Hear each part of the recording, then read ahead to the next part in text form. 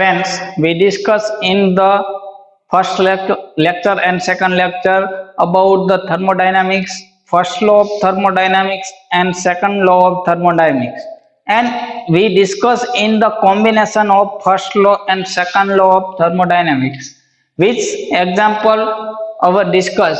Okay, the living cell carry out oxidation of glucose in the presence of oxygen which remains carbon dioxide and water molecule will be generated at the constant temperature and constant pH. We discuss કે જ્યારે આપણે કોઈ glucose molecules ને oxidising કરતા હોય ત્યારે એમાંથી શું મળશે તો કે એક તો કાર્બન ડાયોક્સાઇડ નો મોલેક્યુલ્સ એન્ડ એક વોટર મોલેક્યુલ્સ છૂટો પડશે અને એની સાથે હીટ જનરેટ થશે એટલે કે એનર્જી મુક્ત થતી હશે.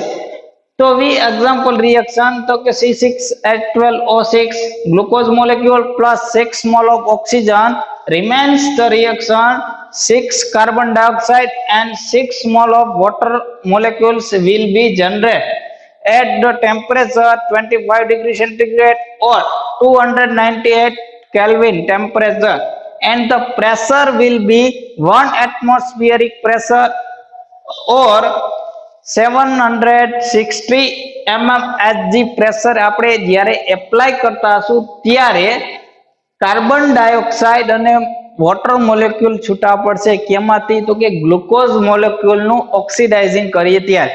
હવે આપણે વાત કરીએ કે એનર્જી ચેન ટેક પ્લેસ પર મોલેક્યુલ્સ ઓફ ગ્લુકોઝ ઓક્સિડાઇઝ એટલે કે એક મોલ ગ્લુકોઝના મોલેક્યુલ્સને પ્રોપર ઓક્સિડાઇઝિંગ કરવા માટે જરૂરી એનર્જી કેટલી હશે તો delta G energy is equal to 686,000 calorie per moles and delta H enthalpy with 673,000 calorie per moles. હવે આપણે ઇક્વેશન જોયું હતું કે delta G is equal to delta H minus T delta S. તો T delta S ને આપણે આગળ લઈએ તો minus T delta S is equal to delta G minus delta H. હવે delta S is equal to શું થશે તો કે delta H minus delta G upon T.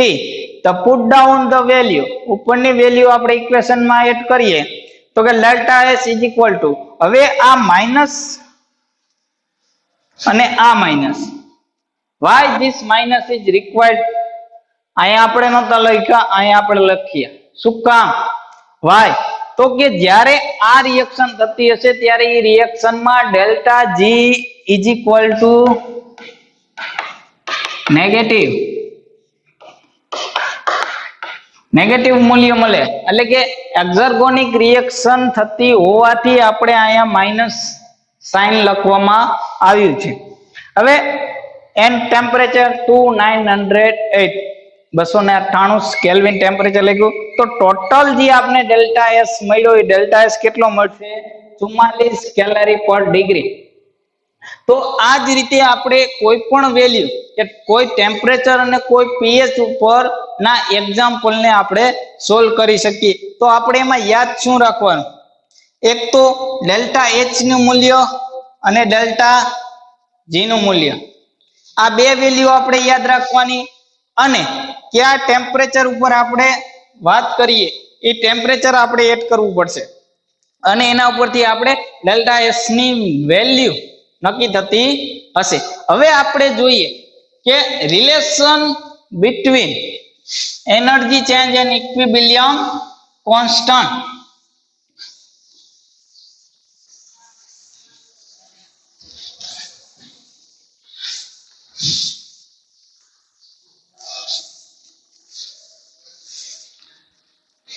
સાથે સાથે એડ કરતા જજો કે રિલેશન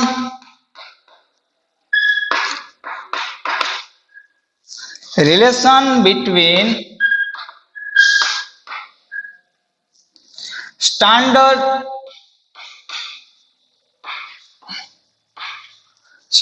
free energy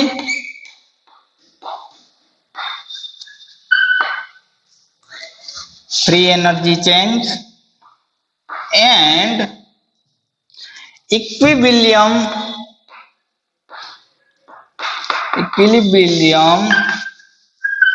constant.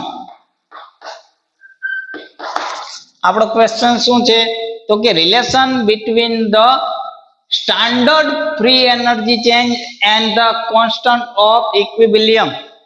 તો આપણે જોઈએ ઇન ધ મોડલ રિએક્શન, આપણે કોઈ એવી રિએક્શન લઈએ કે જે રિયલમાં નથી પરંતુ આપણે થિયરી પ્રમાણે in model reaction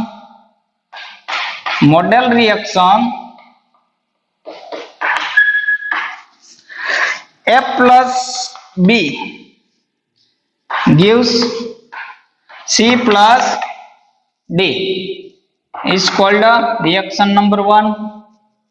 Then the free energy change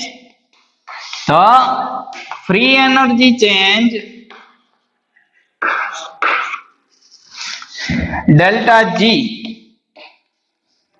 of this reaction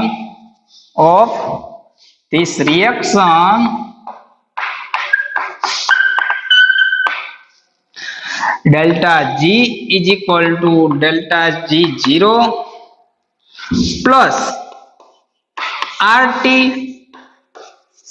log E C D upon A plus B. Equation number 2, where delta G is equal to free energy and delta G0 is equal to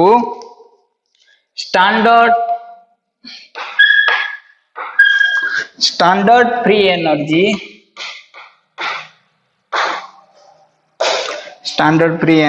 change. R, capital R, gas constant,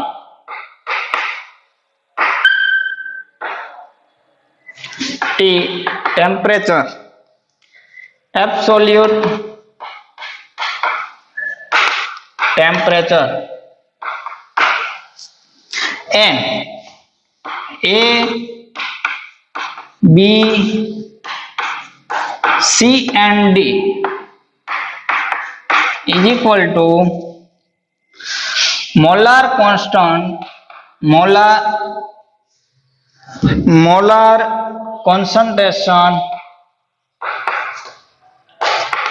concentration of the reactant.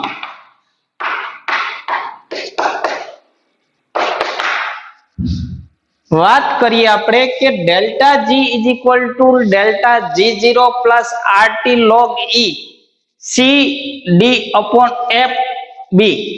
તો એમાં delta G is equal to standard free energy constant, standard free energy change, R is equal to gas constant, T absolute temperature, A, B, C and D is equal to molar concentration of the reactants.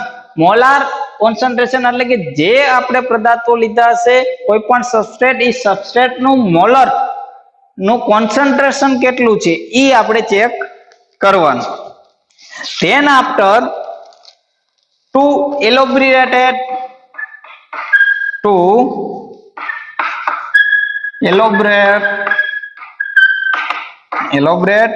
delta G0 is the free energy change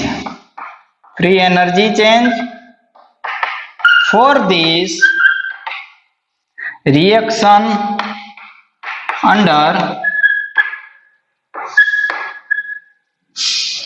standard condition.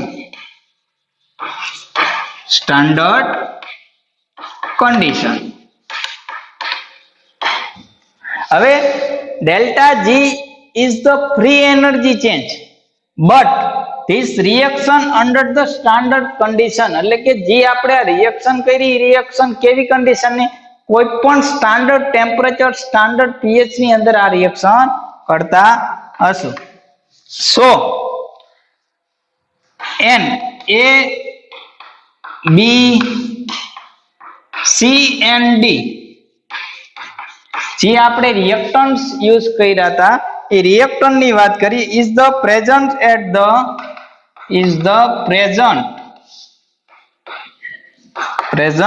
at a concentration of 1 molar.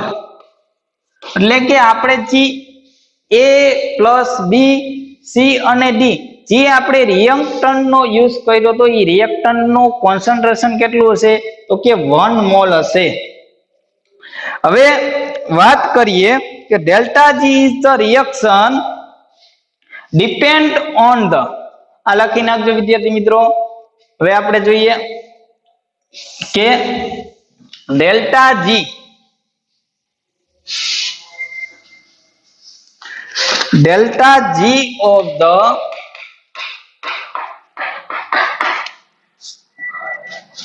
of the reaction depend on the nature of the reactants.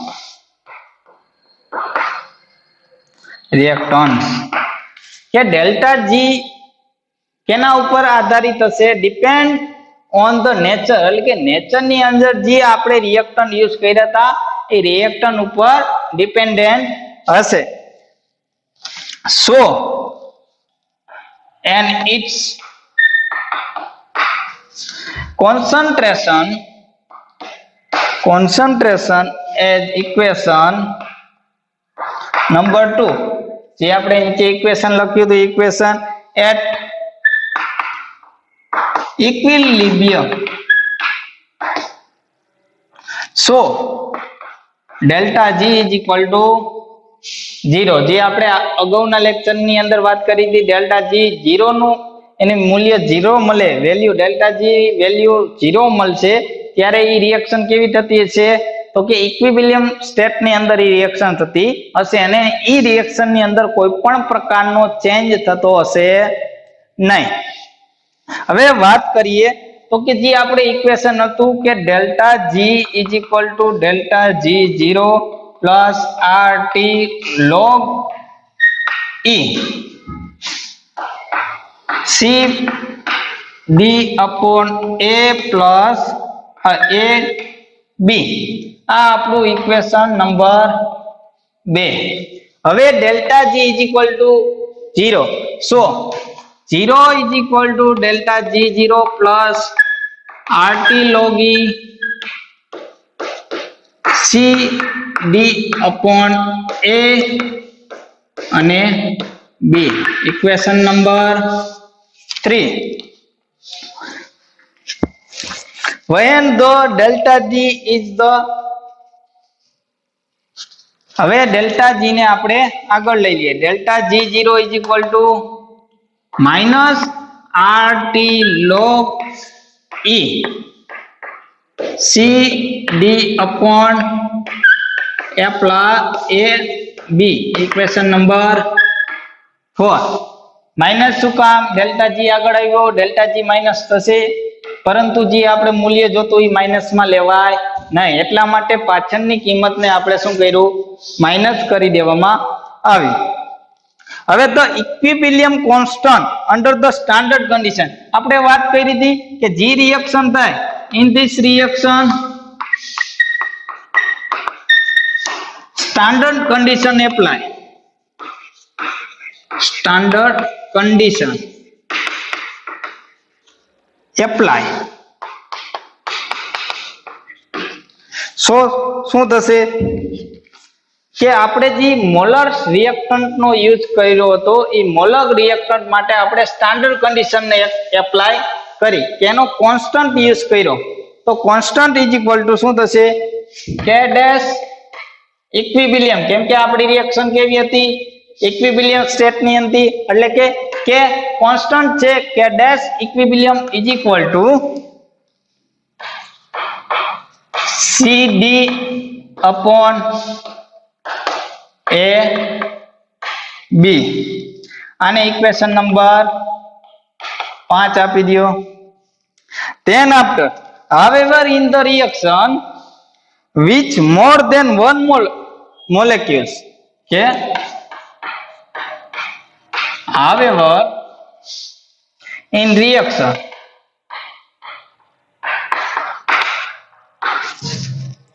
in which more than one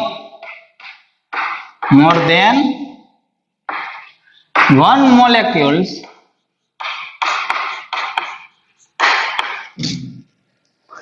of any reactant or product participates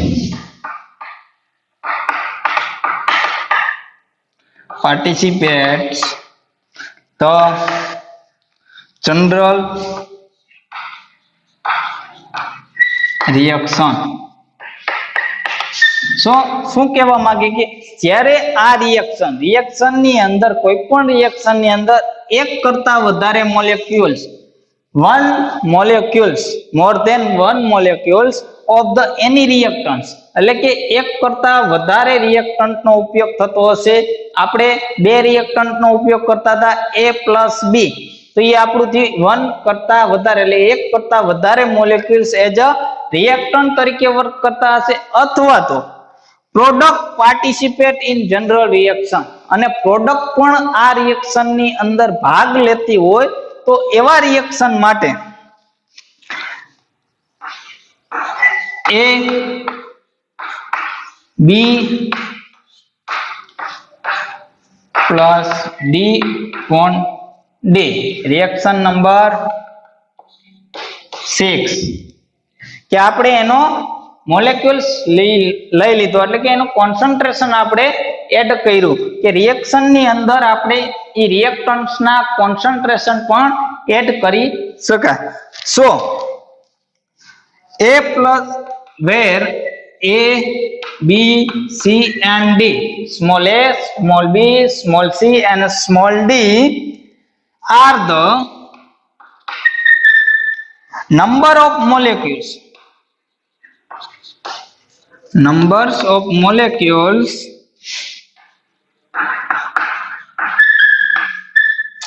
of capital A, capital B, capital C and capital D.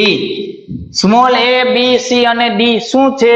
તો કે molecules, number of molecules of capital A, B, C અને D ના molecules છે.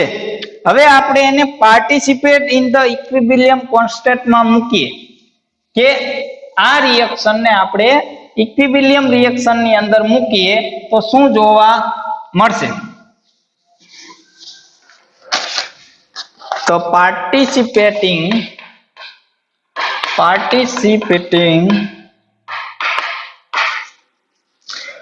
the equilibrium constant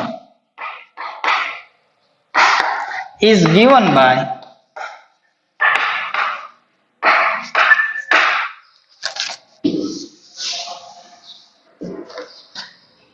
K dash equilibrium is equal to capital C, capital D, capital A and capital D. Equation number 7. આપણે equilibrium state ની અંદર number of molecules ને શું કર્યા? Add કર્યા. Then substituting equation number 5 into equation number 4 gives delta G0 is equal to minus RT log E K dash equilibrium number 8 શું કર્યું આપણે કે જે ઇક્વેશન 4 હતું એ ઇક્વેશન 4 ની વેલ્યુમાં ઇક્વેશન 5 ની વેલ્યુ આપણે ઇક્વેશન 4 ની અંદર એડ કરી. સો વી રિઝલ્ટ કે આ એક આપણું શું થઈ ગયું relation between the standard free energy constant change and the equilibrium constant.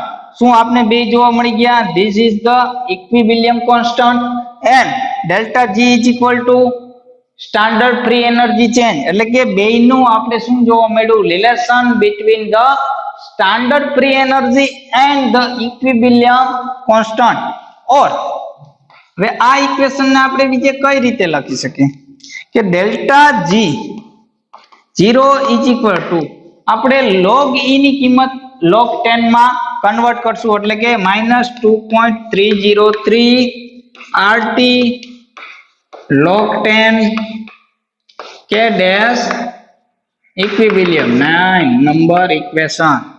So this is the second equation of the relation between the free energy change and the equilibrium constant or other equation of or હજી એક ત્રીજું equation થશે શું થશે તો કે delta જી ની કિંમતને આપણે ન લેતા કે ડેશ ઇક્વિલિબ્રિયમ ની કિંમત લેશું એટલે કે કોન્સ્ટન્ટ ની કિંમત લેવામાં આવશે એટલે કે -10 minus delta J0 upon RT 2.303 RT.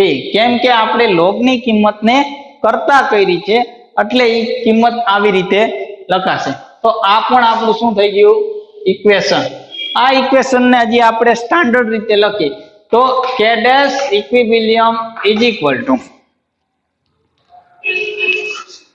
માં આપણે r ની કિંમત is equal to 1.983 multiplied 10⁻³ kilo calorie mall degree and T is equal to 298 Kelvin. ઈ કિંમત આપણે આમાં મૂકશું તો શું થશે 10 ડેલ્ટા જી અપોન શું થશે તો કે 1.36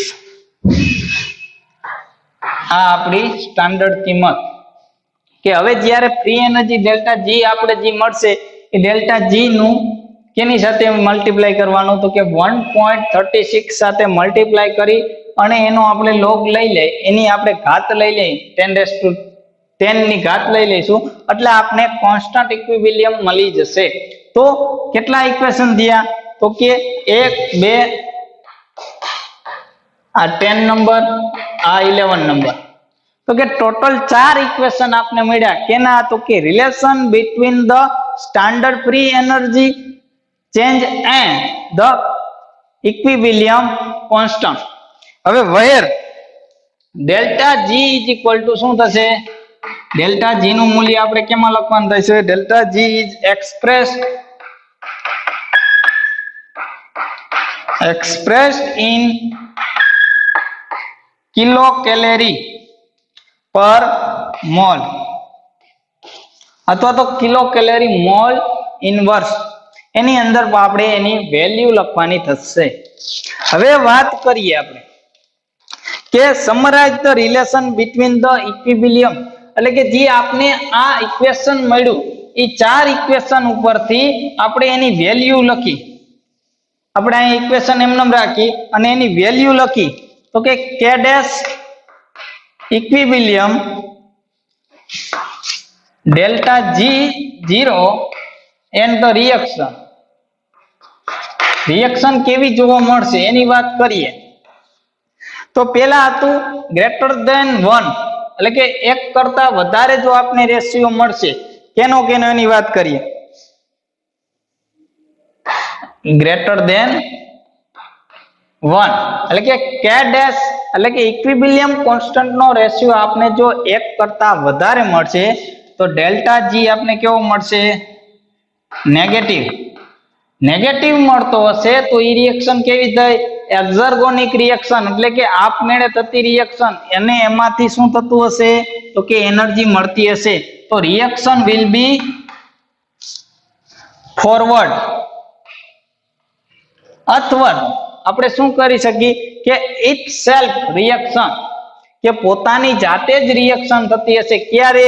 તો કે જ્યારે greater than 1 value of the k dash equilibrium, એટલે કે k ડેશ ઇક્વિલિબ્રિયમ કોન્સ્ટન્ટ નું મૂલ્ય 1 કરતા વધારે હશે ત્યારે ડેલ્ટા જી નું મૂલ્ય કેવું હશે? નેગેટિવ. વાત કરીએ હવે 1. જ્યારે ઇક્વિલિબ્રિયમ કોન્સ્ટન્ટ નું વેલ્યુ આપને 1 મળશે ત્યારે delta G is equal to 0 and that time the reaction will be equilibrium. એટલે કે તે સમયે શું થતું હશે કે આપણી રિએક્શન શું થતી હશે? કોન્સ્ટન્ટ રેટ ની અંદર થતી હશે, કે જેટલી પ્રોડક્ટ બનશે એટલી જ સામે સબસ્ટ્રેટ બનતા હશે. ક્યારે? તો કે જ્યારે 0 મૂલ્ય ઓફ ડેલ્ટા જી 0. હવે લેસ ધેન 1 મૂલ્ય value of the k dash equilibrium, then positive value of delta G 0. That time the reaction will be backward. Backward reaction જોવા મળશે. બેકવર્ડ રિએક્શન એટલે કે રિએક્શન માં આપણે એનર્જી આપવી પડતી હશે, એટલે કે એન્ડરગોનિક reaction. this is the exergonic reaction, એટલે કે પોતાની જાતે જ it self reaction, and this is the endergonic reaction. So we will apply અથવા તો gain the energy, એટલે આ રિએક્શન માટે આપણે એનર્જી આપવી પડતી હશે. આ એનર્જીમાં આ રિએક્શનમાં આપણે એનર્જી મળતી હશે અને આ રિએક્શન ની અંદર આપને રિએક્શન આપણી કોન્સ્ટન્ટ જોવા મળશે, એટલે કે એનર્જી આપવી પણ નહીં પડે અને એનર્જી મળશે પણ નહીં. હવે આ હતું એ બધું આપણે કેની અંદર જોયું હતું? તો કે most of the reaction will be standard temperature and standard pressure. હવે બાયોકેમિસ્ટ્રી ની વાત કરતા હોય જ્યારે આપણે બાયોકેમિસ્ટ્રી અથવા તો in biochemical reaction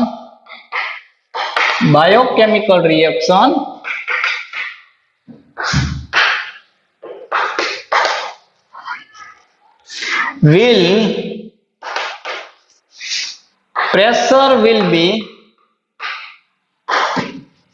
pressure at 7 pH, એટલે કે મોસ્ટ ઓફ બાયોકેમિકલ પ્રોસેસ જે થતી હશે એ આપણે 7 pH ઉપર વાત કરતા હશું.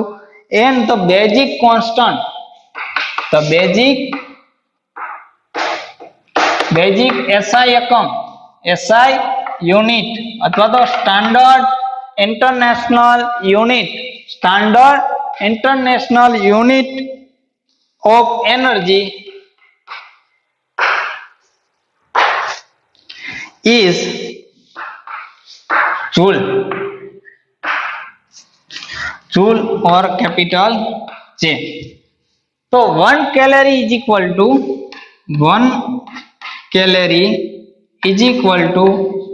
4.184 joule. આ રેશિયો એક યાદ રાખવાનો. ઘણી વખત 1 માર્કના ક્વેશ્ચન ની અંદર પૂછાય છે કે how many calories of the and joule ratio, કે 1 calorie is equal to 4.184 joule. આ એક યાદ રાખવાનું. તો આ હતું relation of the free energy constant and free energy change and the equilibrium constant.